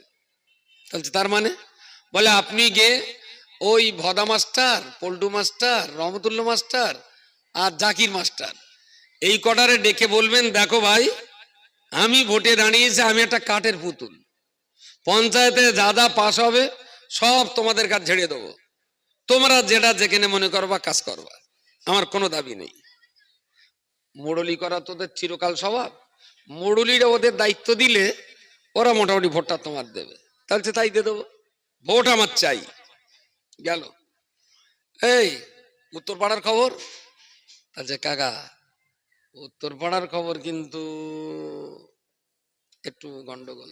তাহলে তুই বল না, ভোট আমার দরকার। তা বলছে, আরে তুই বলবি তো। তাহলে কাকা, উত্তর পাড়ায় সব তো আদিবাসী চুল্লুখোরের বাস, ওদেরও শাড়ি পুকুর টুকুর কোনো ঝামেলা নেই। তুমি ব্যারেল সাথে বাংলা মাল দিতে পারবা? ভোটের আগের দিন দেবা, ভোটের দিন 7 সকালে গিয়ে 6টা থেকে 7টার ভেতরে সব মেয়ে বদ্দায় মাল গিলকে দেবো। তবে তোমার ভোট বলে 11টার ভেতরে ভোট নিয়ে নিতে হবে। 11টা পার হইলে বলো নেশা খরিয়ে যাবে, তখন ভোট দেবে কিনা আমি বলতে পারবো না। তুমি 7 ব্যারেল বাংলা মাল দেবা, সকাল 6টা থেকে 7টার ভেতরে খাইয়ে দেবো, 10টার ভেতরে তোমার ভোট লে নিতে হবে। ও 1 গ্লাস করে চুল্লু দিলি না, 2 হাত ভরে তোমার ভোট দিয়ে দেবে, সবচেয়ে সস্তা ভোট। গেল। এই ওবায়দুল্লাহ, তোর পাড়ার খবর বল। তার যে বড়াব্বা, আঙ্গাপাড়ার অবস্থা খুব খারাপ। ওরা টাকাও নেবে না, মডিলিয়ানাও নেবে না, ওরা আবার ঠিক করে নিয়েছে পার্টি উল্টিয়ে দেবে। ও চুল্লু ফুল্লু কিচ্ছু চলবে না ওখানে। যে টাকা পয়সা দেবো হবে না, চলছে না। ওরা আবার বলেছে উল্টিয়ে দেবো, যা কপালে আছে ওদের একটাই কথা, বলে উল্টে দেওয়া। বলছে কোনো দিক কি হবে না। তা বলছে কাকা ওদের তো সে টানা মালটাল রয়েছে, ছক্কা আছে, 3-3 আছে, তারপর কোটো তো ওরা নিজেরা বাঁধে। তাহলে শোন, তো একটু খবর লে ওদের মাল কটা আছে আর বোমটম কতটা কি আছে। আমি তোর বলে দিচ্ছি, ভোটের 3 দিন আগে 29টা 3-3 দেবো, 10 কেজি পাউডার দেবো, আর গুন্ডা মোস্তান যা লাগে দেবো। ঠিক ওরা যখন ভোট দিতে আসবে, ভোটটা জ্যাম করে ভোটগুলো আমার দিতে হবে। তাহলে তাইলে হবে। তাহলে কারুর টাকা দিয়ে পুকুরি পাড় বেঁধে দিতে হবে, তো ভোট আমার চাই। কারুর মোড়লিয়ানা দিতে হবে, তাও দেবো, কিন্তু ভোটটা আমার চাই। কারুর চুল্লু গেলাতে হবে, তা গেলাবো, ভোট আমার চাই। দরকার হলে বুথ জাম করে ওলট পালট করে দেবো, তবুও ভোট, কথা বলেন, আমার চাই। আচ্ছা এই ভোট আমরা করি না আসমান থেকে ভোটার আসে? হ্যাঁ, টিএমসিও আমরা, কংগ্রেসও আমরা, সিপিএমও আমরা, আরএসপি ফরওয়ার্ড ব্লক সব তো আমরা। ভোটার তো আলাদা করে আসমান থেকে আসে না। ওকে, ভোট হয়ে গেল, লাল পার্টি জিতে গেল, নীল পার্টি হেরে গেল, বিরাট মিছিল টিছিল হয়ে গেল। পরের দিন শুক্রবার মসজিদে নামাজ পড়তে এসে, এইবার আমরা কোন পার্টি? মসজিদে শুক্রবার নামাজ পড়তে এসেছেন কোন পার্টি? কথা বলেন, আল্লাহর পার্টি। তাহলে মসজিদে এসে আর কোন দলের নাম আমরা লা ইলাহা ইল্লাল্লাহ মুহাম্মাদুর রাসূলুল্লাহ। Very good. আমরাই সিপিএম, আমরা টিএমসি, আমরা ফরওয়ার্ড ব্লক, আমরাই আরএসপি। আর মসজিদে আসার পরে আমরা না মমতা, না রাহুলের, না লাল পার্টি, না নীল পার্টির, আমরা হলাম মুহাম্মাদুর রাসূলুল্লাহ সাল্লাল্লাহু আলাইহি ওয়াসাল্লামের দ্বীন ও ঈমানের সৈনিক আমরা। সুতরাং আজকে মসজিদে বসে প্ল্যান হোক 200 পরিবারের ভিতরে অন্তত 350 জুমার দিনে মুসল্লি হওয়া উচিত। মসজিদে মুসল্লি হয় মাত্র 150, 200 মুসল্লি নামাজ পড়ে না। ওই মুসল্লিগুলোর নামাজ পড়ানো যে কিভাবে, আজকে বসে তার প্ল্যান হবে। কেউ নামাজ পড়ে বাড়ি যাবে না। আমারই গ্রামে, আমারই মহল্লাতে 200 পরিবারের ভিতরে প্রায় 300 বাচ্চা আছে যাদের কোরআন শেখানো জরুরি। 50টা বাচ্চা মক্তবে পড়তে আসে, বাকি 250 বাচ্চা পড়তে আসে না। ওই বাচ্চাগুলোকে কিভাবে কোরআন শেখানো যাবে তার প্ল্যান আজকে তৈরি হবে, বসে কেউ বাড়ি যাবে না। আমারই মহল্লাতে যত মানুষ বাস করে 200, তার ভেতরে এবারই আমি হিসেব করে দেখেছি 5 থেকে আইনের ভেতরে 75টা ছেলে স্কুল থেকে ড্রপ আউট। যে বাচ্চাগুলো আর স্কুলে যায় না, ওই বাচ্চাগুলো স্কুল মুখ করতে হবে। চলো শুট আউট করাও, পয়েন্ট আউট করাও, কিভাবে তাদের রক্ষা করা যাবে। এর কোনো প্ল্যান মুসলমান পাড়ায়? হ্যাঁ, কথা বলে না কেন? কোন প্ল্যান? সিপিএম এর জেতানোর প্ল্যান হয়, টিএমসি জেতানোর প্ল্যান হয়, কংগ্রেসের জেতানোর জন্য। তাহলে কলমা ঘুরিয়ে দেন, লা ইলাহা ইল্লাল্লাহ মমতা ব্যানার্জি রাসূলুল্লাহ, রাহুল গান্ধী রাসূলুল্লাহ, আরো অনেক রাসূল আছে, ঘুরিয়ে দেন। যে জাতি টিএমসি কে জেতাবার প্ল্যান করে, কংগ্রেসকে জেতাবার প্ল্যান করে, আরএসপি ফরওয়ার্ড ব্লককে জেতাবার প্ল্যান করে, আমি আপনার ভোট করতে বারণ করিনি। ভোট ময়দানে যদি আপনার লড়াই এটা হয় জামাত দলের ব্যালট বাক্সা ভর্তি করব, তাহলে মুসলমান হিসাবে এটাও তো লড়াই হওয়া উচিত ছিল। গোটা গ্রামের সব মুসলমানগুলোকে দিয়ে জান্নাত ভর্তি করব। There is no project, there is no plan and estimate. মুসলমান আছি বলে মনে হয়? যদি আমারে গরু ছাগল আর বাঁদর বলে মনে না হয়, তাহলে এই গ্রামের লোক বসে প্ল্যান করে নেবেন যে কিভাবে অশিক্ষিতদের শিক্ষায় আনা যাবে, ড্রপ আউটদের স্কুলে ফেরানো যাবে, কোরআন না জানাদের কোরআন শেখানো যাবে, বেনামাজিদের নামাজের পথে ডাক দেওয়া যাবে। আমাদের ডেভেলপমেন্টের পথ আমাদের করে নিতে হবে, কেউ করে দেবে না। আমাদের উন্নয়নের রাস্তা আমাদেরকে দেখে নিতে হবে, কেউ দেখিয়ে দেবে না। যদি কমিউনিটিকে নিয়ে জান্নাত বরাবর প্ল্যান তৈরি করতে পারেন, তাহলে আপনিও বাঁচলেন, আমিও বাঁচলাম। আর যদি দিনের পথে এনে নামাজ শেখাবার, কোরআনের তালিম দেবার, স্কুলে লেখাপড়া করাবার, শিক্ষার অগ্রগতি ঘটাবার, কমিউনিটি ডেভেলপমেন্ট এন্ড এম্পাওয়ারমেন্টের জন্য যদি কোনো প্ল্যান পরিকল্পনা নিতে না পারেন, তাহলে জানবেন এই গ্রামে যে কটা ভালো নামাজি আছে সে কটাও পার পাবে না। কু আনফুসাকুম ওয়া আহলিকুম নারা, আল্লাহর বিধান অনুযায়ী আমি নামাজি, ভালো হয়েছে। আমার ছেলেটার নামাজ পড়াবার দায়িত্ব আমার, মেয়েটাকে নামাজ পড়াবার দায়িত্ব আমার, আমি কোরআন পড়ি, ওকে, দারুণ ভালো খবর। আমার বউ বাচ্চা ছেলে মেয়েদের কোরআন পড়াবার দায়িত্ব আমার, আমার প্রতিবেশী যারা আছে তাদেরও কোরআন শেখাবার দায়িত্ব। কথা বলেন, বললি বলবেন বাড়ির ভাত খেয়ে বোনের মোষ তাড়াবো? ও খালু, তুমি তো বাড়ির ভাত খেয়ে সারা গ্রামের ভোট করে গেছিলে, সেদিন তুমি মোশাওনি। আর যখন আমি দ্বীনের কথা বলছি, ইসলামের কথা বলছি, শান্তির কথা বলছি, এডুকেশনের কথা বলছি, তখন বাড়ির ভাত খেয়ে বোনের মোষ তাড়াবার কথাটা মনে পড়ে, তাই না? একা একা জান্নাতে যাওয়া যাবে না। ইসলাম ব্যক্তিতান্ত্রিক ধর্ম নয়, ইসলাম সমষ্টিতান্ত্রিক ধর্ম। ইসলাম একাকিত্বের ধর্ম নয়, ইসলাম জমাতবদ্ধ মানুষের ধর্ম। তাই ভালো কাজ একা একা নয়, সবাইকে নিয়ে করতে হবে। খারাপ কাজ থেকে বেঁচে থাকা একাকি নয়, সবাইকে নিয়ে বাঁচতে হবে। তাহলে একটা সুন্দর সমাজ, একটা সুন্দর কেওসা, একটা সুন্দর পাকা ইন্দারা আমরা আশা করতে পারি। যে মহল্লায় সবাই কোরআন পড়বে, সবাই নামাজি হবে, সবাই সত্য কথা বলবে, কেউ কাউকে ঠকাবে না, কেউ কাউকে প্রতারিত করবে না, কেউ কোনো মানুষের সঙ্গে হিংসা বিদ্বেষে জড়িয়ে পড়বে না। বোনের হক ফাঁকিতে দেওয়া তো দূরের কথা, গ্রামের কোনো প্রতিবেশীর হক আমরা কখনো ফাঁকি দেব না। দেখবেন এহকালেও শান্তি, ইনশাআল্লাহ আফটার ডেথ শান্তিতেই আমরা কাটাতে পারবো। ত্রুটি বিচ্যুতির জন্য ক্ষমা চেয়ে নিচ্ছি। আমার পরবর্তী বক্তা মাওলানা হুজুর কই, 12 মিনিট সময় হক নষ্ট করেছে, তার জন্য তার কাছে ক্ষমা প্রার্থী। দুটো কথা বলি। একটা হলো আমাদের অল ইন্ডিয়া সুন্নাতুল জামাত একটি এনজিও, নন গভর্নমেন্ট অর্গানাইজেশন। এই এনজিও মূলত আমরা এডুকেশন নিয়ে কাজ করি, চাইল্ড এডুকেশনটা বেশি, এবং ক্যারিয়ার গাইডেন্সের উপরে কাজটা বেশি করি। তো আমাদের 86টার মতো মাদ্রাসা আছে। আর নতুন যে প্রজেক্টটা বিবি আসিয়া এডুকেশনাল ইনস্টিটিউট, এটা হয়েছে শুধুমাত্র মাধ্যমিক পাস মেয়েদের জন্য, মাধ্যমিক পাস মেয়েদের জন্য 11-12 পড়াবো। আর এই 2 বছরে তাকে দিনের তালিম যেটা জরুরি সেটা দিয়ে দেব, আর কাউন্সিলিং মোটিভেশনাল ক্লাস এ 2 এর মধ্য দিয়ে বুঝে নেব কোন মেয়েটা কোথাকার উপযুক্ত। কেউ নার্সিংয়ে, কেউ ফিজিওথেরাপিস্টে, কেউ লয়ারে। যে মেয়েটা যে লাইনের যোগ্য, আমরা সেই মেয়েটাকে সেই লাইনেই পড়িয়ে তাকে আমাদের স্কুল থেকে সেই কলেজে আমরা আবার ডাইভার্ট করে দিই। এইভাবেই চলছে স্কুলটা। এবার মাধ্যমিক এক্সামের পরে আবার বাচ্চা ভর্তি নেব, পারলে আপনার বাচ্চাটার জন্য যোগাযোগ রাখতে পারবেন। আমার চিন্তা শুধু পরকাল নিয়ে নয়, শুধু ইহকাল নিয়ে নয়, আমার চিন্তা হলো মনুষ্যত্বের মানবতার কাল নিয়ে, ইহকাল পরকাল 2 কালটা নিয়ে আমাদের চলতে হবে।